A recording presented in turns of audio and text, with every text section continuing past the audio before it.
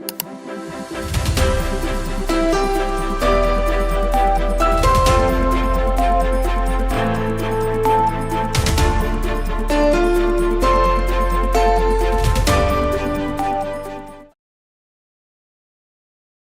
오늘은 혼돈의 시대를 사는 지의 사사기 설교 10번째로 사람은 실패해도 하나님은 성공하십니다 라는 제목으로 말씀을 나누려고 합니다.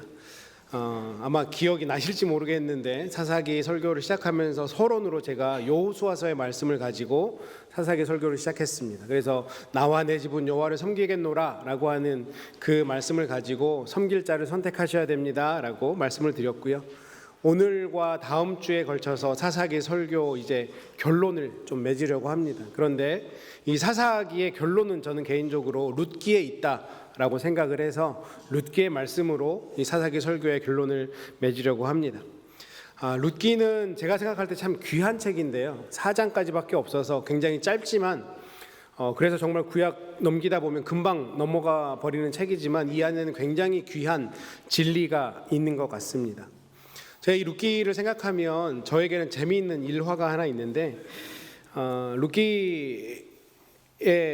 룻기를 보다 보면 제가 나왔던 학교가 총신대학인데 제 학교는 수학능력시험 또 고등학교 내신 성적뿐만 아니라 총신대학교를 들어가려면 성경시험을 봐야 됩니다. 성경시험과 또 인성검사라는 걸 해야 되거든요. 그래서 이제 수학능력 시험을 보고 학교에 지원하면 성경 공부를 열심히 합니다. 뭐 정말 벼락치기로 열심히 하는데 학교에 들어가면 이제 입학을 하면 교수님들이 그해 나왔던 오답 중에 재밌는 답을 좀 얘기해 줄 때가 있으세요. 제가 들었던 것 중에 하나는 예수 그리스도의 12제자의 이름을 쓰십시오 라는 질문이 나왔는데 아시겠습니까? 베안야요, 빌바, 도마야다, 시가 12명, 네, 베드로, 안드레, 야고보, 요한 이렇게 쭉 나와야 되는데 그해 오답 중에 하나가 아브라함, 모세, 다윗, 바울, 아무튼 성경에 나오는 자기가 기억나는 이름은 다 썼던 것 같아요. 그것까지는 충분히 그럴 수 있다 치는데 제가 입학했던 그해 나왔던 문제 중에 하나가 뭐냐면 나오미의 며느리의 이름은 누구입니까? 라는 문제가 나왔어요. 누굽니까? 네. 2명을 다 쓰시네요. 오늘 제가 룻기를 보는데 이유가 있겠죠. 룻 내지는 오르바 써야 되는데 제가 제 동기 친구 중에 참 괴짜이면서 재밌는 친구가 있는데 그 친구가 입학하다가 너네 그거 다 못 썼어 이렇게 얘기하면서 그 친구가 자기는 도저히 모르겠어서 내가 나오미도 모르는데 나오미 며느리의 이름은 제가 어떻게 알겠습니까?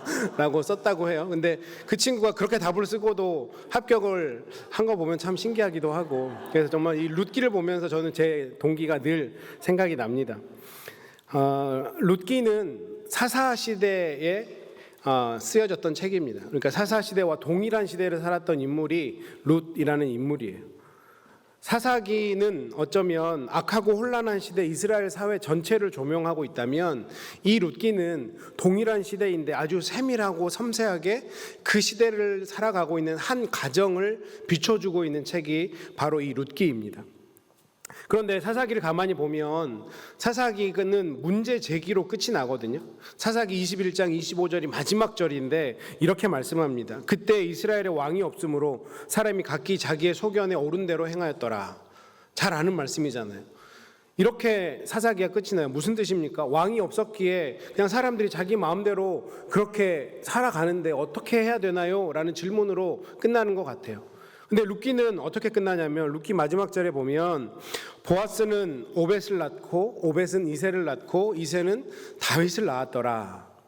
그러니까 사사기에서 왕이 없어서 우리가 이렇게밖에 살 수 없습니다 라고 하는 그 문제 제기에 다윗이라고 하는 왕을 하나님께서 준비해 놓으셨다라는 답을 룻기를 통해서 주고 계시는 거죠. 1차적으로는 다윗이지만 결국에는 우리에게 주는 메시지는 무엇입니까? 다윗의 계보에서 누가 나왔죠? 예수 그리스도가 나왔습니다. 그 왕이 없어서 헤매이고 있는 인생들을 위해서 하나님께서 다윗과 그에 이어서 메시아 예수 그리스도라고 하는 왕을 준비해 놓았다라고 하는 그 답을 주는 책이 바로 룻기라고 하는 거죠. 룻기를 보면 오늘 우리가 이제 보게 될 텐데 엘리멜렉이라고 하는 정말 혼란한 시대를 살아갔던 그 가정의 모습이 나옵니다. 그 어렵고 힘들었던 시대에 실패 교회의 자리에 앉아 있는 이 가정을 통해서 하나님께서 어떻게 이 가정을 회복시키는지 우리에게 보여주시면서 우리에게도 은혜와 도전을 주시는 책이 바로 룻기라고 할 수 있습니다. 오늘 본문으로 잠깐 들어가 보면 오늘 본문에는 엘리멜렉이라고 하는 사람의 가정이 나옵니다. 룻의 시아버지죠. 이 엘리멜렉의 집에 어느 날 큰 먹구름이 다가옵니다. 그게 무엇입니까? 오늘 1절 말씀해 보니까 사사들이 치리하던 때 그 땅에 흉년이 드니라. 흉년이라고 하는 먹고 사는 문제, 먹고 사는 게 힘들어진 그 어려운 문제가 이 가정에 이제 오게 되었던 거죠. 그런데 이 가정의 비극이 여기서 끝나는 것이 아니라 3절을 봤더니 3절에 나오미의 남편 엘리멜렉이 죽고 나오미와 그의 두 아들이 남았으며, 그냥 흉년에서 이 가정의 어려움이 그치는 것이 아니라 이 가정의 가장이었던 엘리멜렉이 죽었어요. 그런데 비극이 여기에서 그치는 것이 아니라 5절에 가보면 말론과 기럧 두 사람이 다 죽고 그 여인은 두 아들과 남편의 뒤에 남았더라. 이 한 가정의 모든 남자가 없어진 겁니다. 정말 이 가정은 이제 답이 없는 가정이 된 거죠. 이 당시를 살아가기에 남자가 없는, 여자 셋만 남은 가정, 희망이 없는 그런 가정, 너무 힘든 그런 시기를 이 가정이 맞게 되었습니다.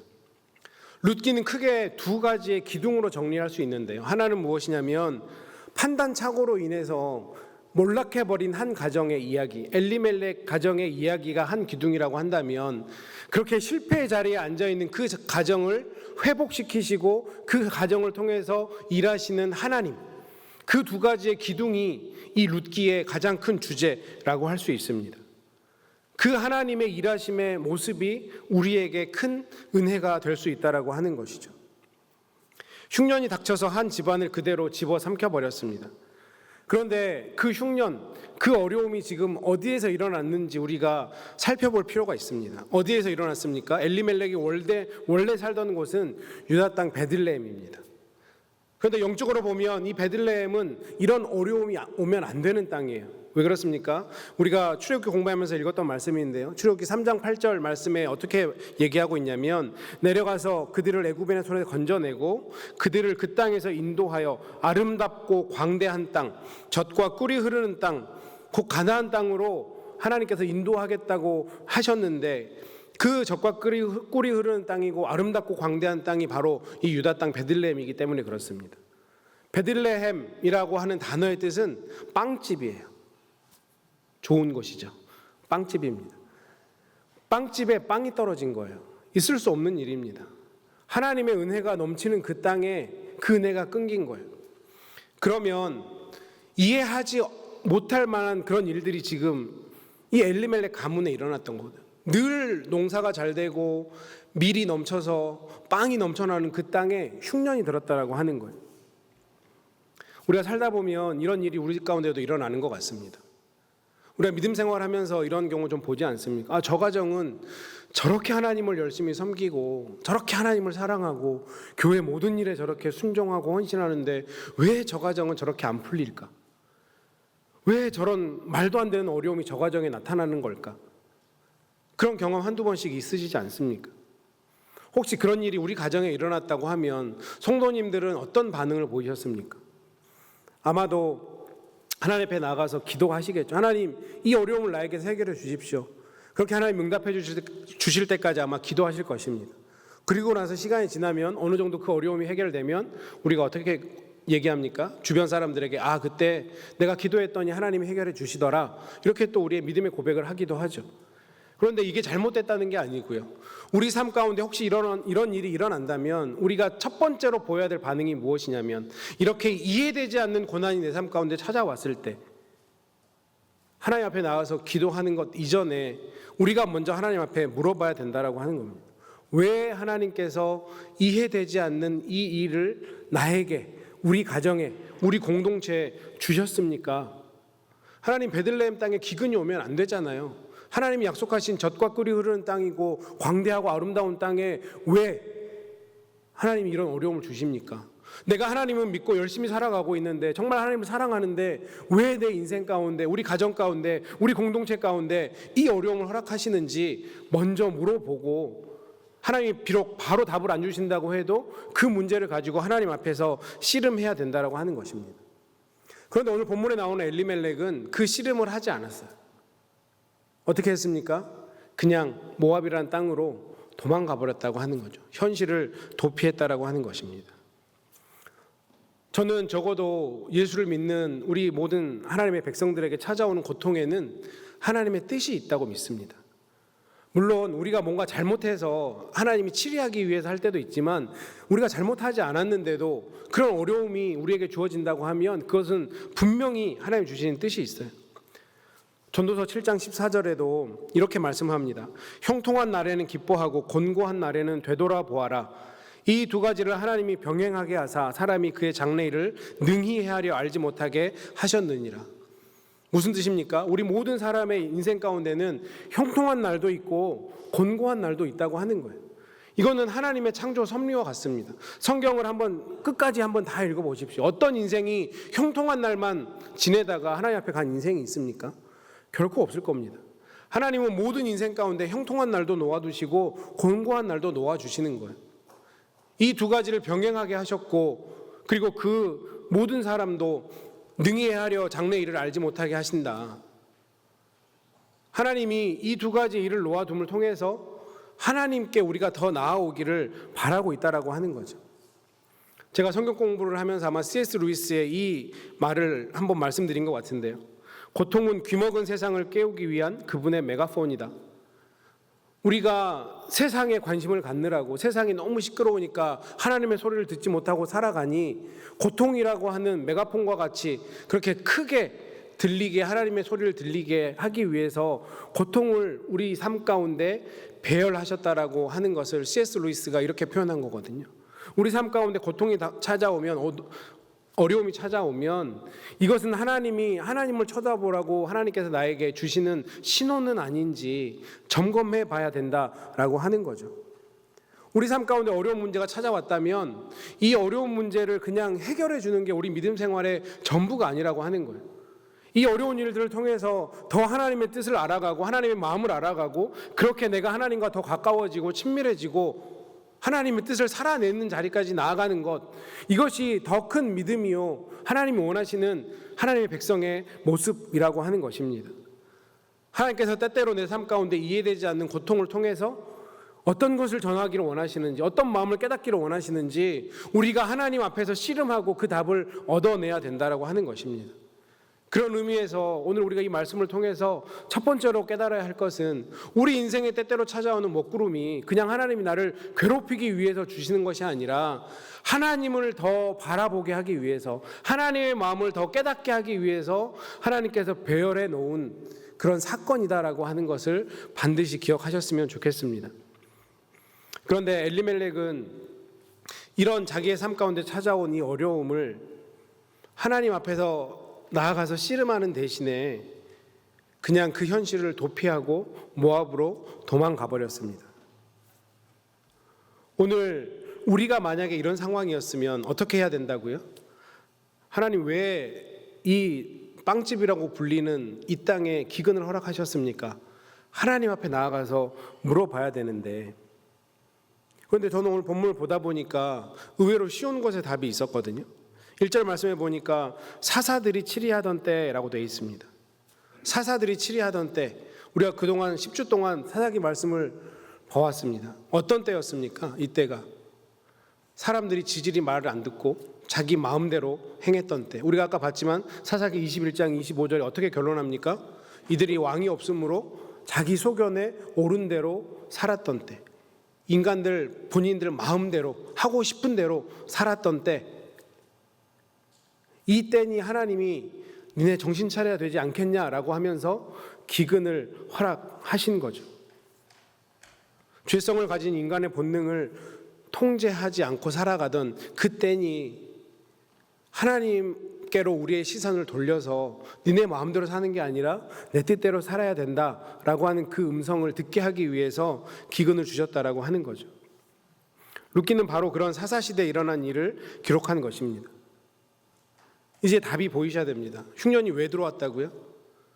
마음대로 사는 백성들, 하나님의 백성들이 하나님의 뜻대로 살게 하기 위해서 잠시 흉년을 허락하시는 것입니다. 타락한 이스라엘 백성들을 징계하기 위해서 의도하신 흉년이었던 거죠. 그러면 엘리멜렉은 어떻게 해야 되겠습니까? 이 하나님의 뜻을 헤아리고 회개의 자리로 나갔어야 되는데 그렇지 않고 모압으로 도망을 가버렸습니다. 오늘 1절 말씀을 다시 한번 보시면 유다 베들레헴의 한 사람이 그의 아내와 두 아들을 데리고 모압 지방에 가서 거류하였는데 라고 이렇게 한글은 해석을 해놨는데, 이게 영어 NIV 성경에는 이렇게 표현합니다. went to live for a while 이라고 표현을 합니다. 어떤 뜻이냐면 아예 이민 간 게 아니고요, for a while, 잠깐 모압으로 갔다고 표현하고 있는 거죠. 당장의 눈앞에 펼쳐진 흉년이라는 그 현실에서 도피하기 위해서 잠깐 모압으로 간 겁니다. 저는 엘리멜렉이 오늘 본문에서 보여주는 두 가지의 아주 중요한 실수가 있다고 생각하는데, 첫 번째는 현실 도피죠. 지금 내 눈앞에 펼쳐진 그 현실을 맞서서 해결하지 않고 그냥 피해버린 겁니다. 제가 며칠 전 새벽 예배 때 잠깐 소개해드렸는데, 스카펙이라고 하는 정신과 의사가 아직도 가야 할 길이라는 책을 썼는데 한 번쯤은 그 책을 읽어보시면 좋겠다 권면해드렸습니다. 그 스카펙이라고 하는 저명한 의사가 원래 무신론자였는데 많은 정신과 환자들을 상담하다 보니까 신이라는 존재가 없지 않구나를 깨닫게 된 거예요. 그래서 하나님을 인정하게 되었고, 그런 이야기들을 써놓은 책이 아직도 가야 할 길이라는 책입니다. 거기에서 그가 이렇게 고백했어요. 삶은 고해다. 삶은 정말 험한 바다를 항해하는 것과 같다.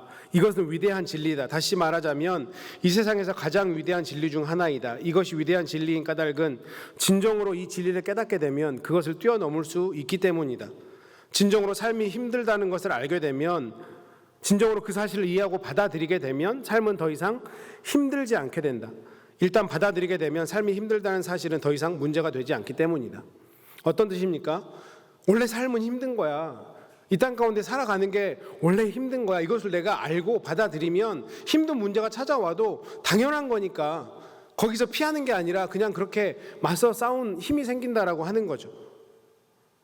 그러면서 이렇게 다시 한번 또 기록합니다.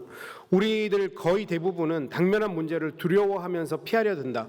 문제를 질질 끌면서 문제가 저절로 사라지기를 바란다. 문제를 무시하고 잊어버리고 문제가 없는 것처럼 행동한다.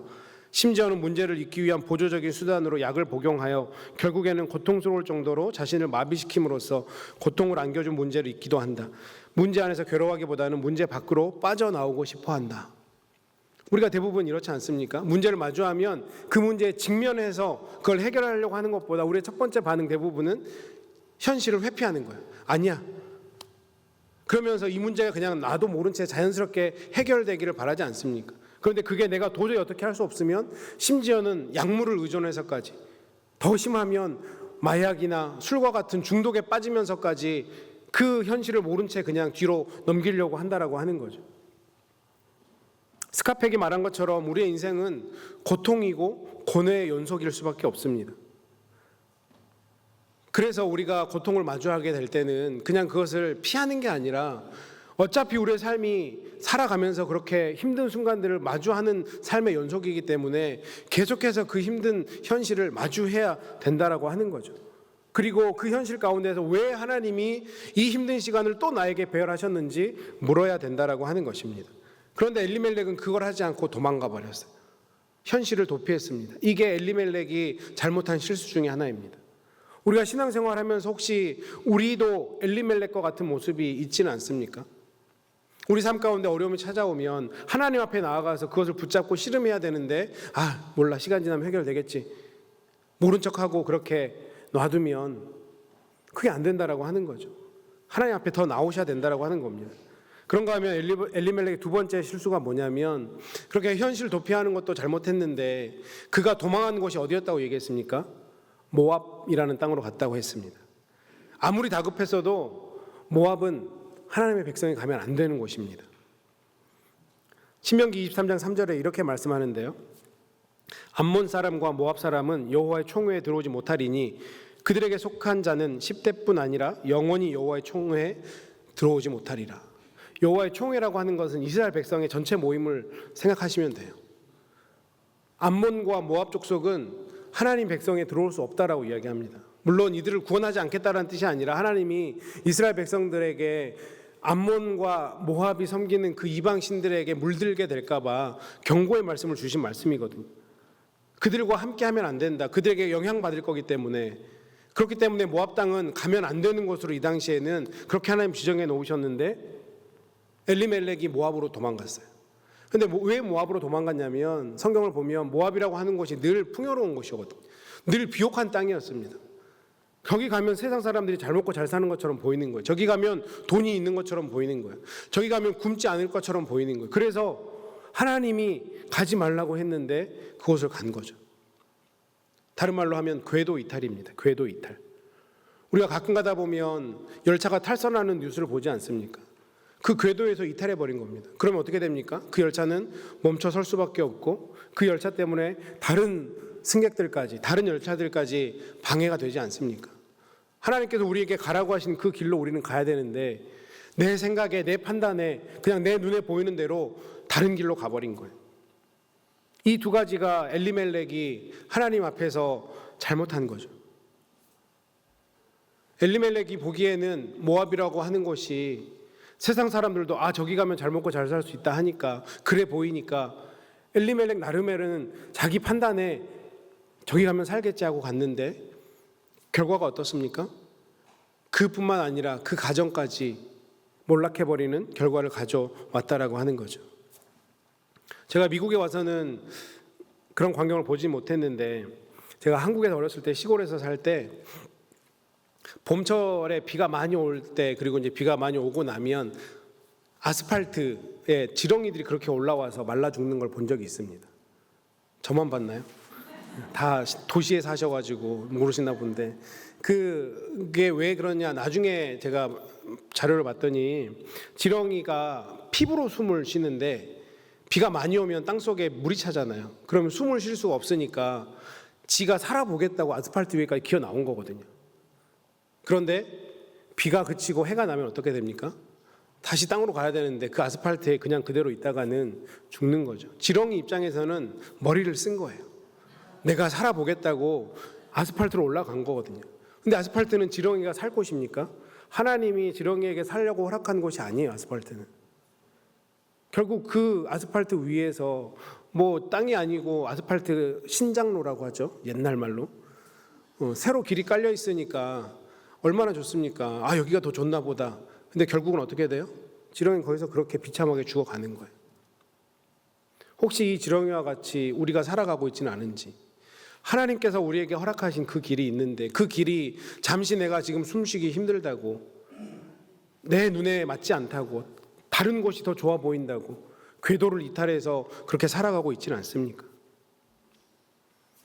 만약에 그렇게 살아가고 있다면 우리의 미래가 어떻게 될 것인지, 아스팔트 위에서 죽어가고 있는 그 지렁이처럼 되지는 않을지 진지하게 고민해 보셔야 됩니다. 오늘 이 엘리멜렉은 이 두 가지를 실수한 거예요.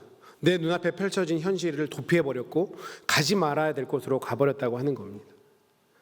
그런데 룻기가 이렇게 비극적으로 시작하지만 룻기가 저에게 은혜가 되는 것은 비극으로 끝나지 않아서요. 하나님이 이 가정을 놀랍도록 살리신다고 하는 것입니다.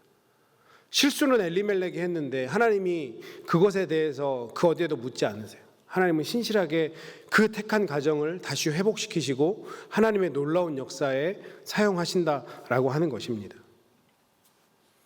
아마 저보다 더 많은 세월을 살아오셨기에 인생에 이런 먹구름을 많이 경험하셨을 거라고 생각합니다. 혹시 지금도 먹구름 아래 계실지 모르겠습니다. 그럴 때 우리가 해야 되는 것은 무엇입니까? 엘리멜렉처럼 현실을 도피하고 궤도를 이탈하는 게 아니라 하나님, 왜 나에게 이런 시간을 주셨습니까? 라고 묻고 씨름하셔야 돼요. 비록 그 시간이 지렁이가 땅속에서 물에 차 있어서 숨이 막히는 것처럼 답답한 그런 시간이라고 할지라도 하나님이 답을 주실 때까지 씨름하셔야 된다라고 하는 것입니다. 다윗도 이런 시절을 많이 겪었죠. 시편 11편 1절에 보니까 다윗이 이렇게 고백합니다. 내가 여호와께 피하였거늘 너희가 내 영혼에게 새같이 내 산으로 도망하라 하면 어찌민가. 이것도 우리가 5월 한 달 동안 시편을 묵상하면서 계속 다윗의 삶을 많이 나누지 않았습니까? 아마 압살롬의 반역할 때 썼던 시 같은데, 그렇게 인생이 참담한, 자기 아들이 자기를 반역해서 죽이려고 하는, 정말 억장이 무너지는 그런 상황 속에서 다윗이 어떻게 결정했습니까? 내가 여호와께 피하였다. 그런데 세상 사람들은 뭐라고 얘기합니까? 내 영혼에게 새같이 내 산으로 도망가라. 우리가 이렇게 어려운 일을 당하게 되면, 우리 인생에 먹구름이 찾아오면 우리에게는 두 가지의 길이 열리게 되는 거죠. 하나님께로 돌아가는 방향이 있고, 내가 잘 알고 내가 원하는 방향으로 가는 방법이 있습니다. 다윗은 하나님께 가는 방법을 택했는데 주변 사람들이 야, 네가 아는 네 산으로 가, 네 방법 있잖아, 네 계획 있잖아, 지금까지 네가 살아오면서 그렇게 알았던 거, 네 경험과 네 이해와 네 지식의 방법대로 하면 돼 라고 세상 사람들은 얘기한다라고 하는 거예요. 우리는 어느 쪽으로 가야 됩니까? 하나님께로 가야죠. 비록 우리가 살아가는 이 시대가 하나님이 직접 계시를 주지 않는 시대라서 내가 하나님 앞에 기도해도 오늘 나에게 하나님의 음성이 직접적으로 들리지 않아서 답답하다고 할지라도 끝까지 하나님께 나아가서 묻고 하나님이 답을 주실 때까지, 어떠한 사람을 통해서, 때로는 말씀을 통해서, 때로는 나의 삶의 어떤 상황을 통해서 내 삶 가운데 감동을 주실 때까지 기다려야 된다라고 하는 것입니다. 이 혼돈의 시대를 살아가는 우리들에게 이 사사기의 결론의 말씀이 룻기를 통해서 우리에게 주시는 이 결론이라고 저는 생각을 해요. 여전히 우리는 어렵습니다. 여전히 우리는 힘듭니다. 여전히 흉년 같은 시간을 보내고 있고 인생의 먹구름과 같은 그렇게 글루미한 어두운 시절을 보내고 있습니다. 그럼에도 불구하고 우리가 희망적인 이유가 무엇입니까? 이런 실패의 자리에 앉아있는 그 가정을 하나님께서 주권적으로 붙드시고 그 가정을 일으켜 세우셔서 하나님 나라의 역사, 메시아가 오는 그 계보의 그 가정을 사용하셨다라고 하는 것입니다. 우리도 엘리멜렉처럼 지금까지 살아오시면서 어떤 그런 실수들을 하신 경우도 있으실 거예요. 우리도 엘리멜렉처럼 현실을 도피한 적도 있었을 것이고 가지 말아야 될 그 길을 갔던 적도 있을 수 있습니다. 다시 말하면 내 마음대로, 내가 하고 싶은 대로 그렇게 살아왔던 적도 있을 거예요. 그렇지만 그럼에도 불구하고 하나님은 그런 인생이라고 할지라도 다시 붙잡으셔서 올바른 길로 갖다 놓으신다라고 하는 것, 그런 우리도 회복시키시고 다시 하나님의 일에 사용하신다라고 하는 것, 이것이 우리가 이 시대를 살아가는 지금 붙잡아야 될 진리라고 하는 것입니다. 오늘 우리가 주목해야 될 것, 이 하나님의 놀라운 은혜가 비참하게 실패한 인생, 도로 위에 널브러진 그런 말라 죽어가는 지렁이 같은 그 인생, 그 엘리멜렉의 가문을 통해서 하나님의 은혜가 다시 시작되고 있다는 사실을 기억하셨으면 좋겠습니다. 사실 앞에 말씀드린 것처럼 우리도 그렇게 도로 위에 죽어가는 비참한 인생인데, 제가 어렸을 때 기억해보면 제가 참 나빴던 것 같은데요. 그렇게 지렁이가 죽어있든지 죽어가고 있든지 하면 옆으로 살짝 흙으로 옮겨주면 살 텐데 이렇게 피해갔거든요. 저는 저한테 뭐 안 좋은 거 묻을까 봐. 그래도 뭐 당연한 거잖아요. 제가 그렇다고 해서 뭐 잡혀간다거나 징역을 살다거나 그런 일은 아닌데, 그런데 그런 거들떠보지 않는 인생, 우리 주님은 보고 계시고 그렇게 죽게 내버려 둬도 되는데 우리의 삶 가운데 다시 찾아오셔서 우리를 붙들어 주시고 회복시켜 주신다라고 하는 것, 이것이 우리에게 참 은혜가 되고 도전이 되는 것 같습니다. 이사야서 41장 14절 말씀에 이렇게 고백하고 있어요. 버러지 같은 너 야곱아, 너희 이스라엘 사람들아 두려워 말라. 나 여호와가 말하노라. 내가 너를 도울 것이라. 내 구속자는 이스라엘의 거룩한 이인이라. 아멘. 버러지 같은 야곱아, 이게 어떤 번역에서는 지렁이 같은 야곱아라고 번역된 성경도 있습니다. 그냥 우리는 그렇게 버러지처럼 죽어가도 아무도 거들떠보지 않는 그런 인생인데 두려워하지 마라. 내가 너를 도울 것이다. 아무 이유가 없어요. 우리가 도움 받을 만한 자격이 하나도 없는데, 잘한 게 하나도 없는데 그냥 주님이 주권적으로 하시겠다라고 하는 거예요. 그 망해버린, 자기가 잘못해서 망해버린 엘리멜렉의 가문을 하나님이 여전히 붙들고 그 가문을 통해서 하나님의 놀라운 일을 행하셨던 것처럼 여전히 자격 없는 우리들, 그냥 도로 위에 지렁이처럼 죽어버려도 아무 쓸데없는 그런 인생들 여전히 하나님이 바라보시고 여전히 붙잡고 계시고 우리를 통해서 일하시겠다라고 약속의 말씀을 주신다라고 하는 것, 이것이 이 혼란한 시대, 힘든 시대를 살아가는 우리들에게 힘과 도전이 되었으면 좋겠습니다. 저는 정말 세상적으로 보면 희망이 없는 인생이었죠. 제가 만 25개월 때 아버지가 돌아가셨고요. 홀어머니 밑에서 자랐던 그런 인생입니다. 아버지가 가난한 농부셨기 때문에 물려준 재산도 당연히 없죠. 아마 저는 몰라도 어머니는 굉장히 고단한 인생을 살아오셨을 것입니다. 그래서 아마 붙잡을 분이 하나님밖에 없었던 것 같습니다. 그렇게 예배 자리에 나아가시고 때로는 밤에 교회 가서 철야하시고 그것밖에 희망이 없다고 생각하셨던 것 같아요. 그렇게 세상적으로 보면 희망 없는 인생인 저를 하나님께서 불쌍히 여기셔서 저같이 우둔하고 미련한 저도 하나님의 일에 이렇게 사용해 주신 것이 얼마나 감사한지 모릅니다. 제가 잘해서가 아니고요.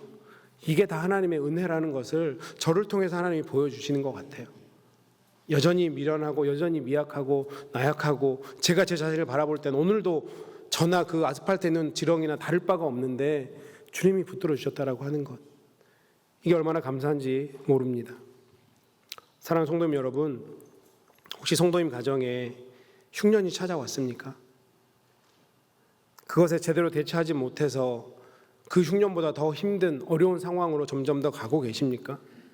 건강을 잃어버리셨습니까? 아니면 혹시 내가 예전에 잘못했던 그 과거의 잘못 때문에 후회하고 절망하고 계십니까? 부부의 관계로 힘들어하고 계십니까? 자녀들이 방황하고 있습니까? 내가 어떻게 살아가야 될지 앞길이 보이지 않습니까?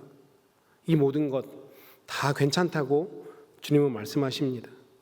아직 우리에겐 하나님이 우리를 붙들어 주시는 그 소망이 있기 때문에 그 어려운 문제라고 할지라도 그 어려운 문제를 붙잡고 하나님 앞에 나아가서 씨름하시면 돼요. 씨름하시면 됩니다. 이 혼란한 시대에 하나님과 씨름하고 하나님 붙잡는 것 말고는 방법이 없음을 성경은 우리에게 말씀하고 있는 것이죠. 룻기가 절망적인 엘리멜렉의 가문의 이야기로 시작했지만 다윗의 가문으로 계보가 이어지는 위대한 하나님의 역사로 마무리된다라고 하는 그 사실을 기억하셨으면 좋겠습니다. 우리는 절망적이지만 사람은 실패할 수밖에 없지만 하나님은 단 한 번도 실패하지 않는 분이시기에 우리가 하나님만 붙잡고 있다면 우리의 인생도 하나님이 승리하게 하실 것이고 우리를 통해서 영광 받으실 것이고 우리도 언젠가 하나님 나라에 가서 그렇게 지렁이 같은 나를 하나님 살려주셔서 붙들어 주셔서 감사하다고 더 뜨겁게 찬양할 그날이 오게 될 것입니다. 우리가 이 믿음을 가지고 이번 한 주간 또 이번 6월 뜨겁게 열심히 살아가시는 저와 여러분 되시기를 주님의 이름으로 축원합니다.